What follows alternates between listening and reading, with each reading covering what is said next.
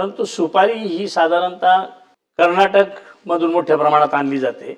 आणि तो बाहेरच्या राज्यांमध्ये किंवा दिल्लीत किंवा पश्चिम बंगालमध्ये पाठवताना नागपूरमधून जाते, हेही खरं आहे. आणि मग GST चुकवण्याच्या दृष्टीनं, कारण GST हा केंद्राचा असल्यामुळे तो 100% GST आहे आणि मग तो राज्याला 5% आहे आणि म्हणून तो चुकवण्यासाठी ऑनलाईन पद्धतीने जी लायसन्स वगैरे दिले जात होते ते आता आपण थेट बायोमेट्रिकनं त्या ठिकाणी करतो का, जेणेकरून जे खोटे कागदपत्र जोडले जातात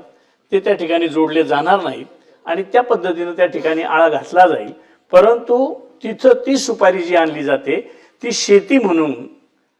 शेतीतला माल म्हणून त्या ठिकाणी ती सुपारी आणली जाते आणि त्याची प्रक्रिया साहेब म्हणतात तसं, सन्मान्य सदस्य म्हणतात तसं, ती नागपूरमध्ये होते. तर निश्चितच ह्या 3-4 विभागाची एक कमिटी करून आणि आपल्या एक बैठक घेऊन नागपूरचे इतरही जे काही संबंधित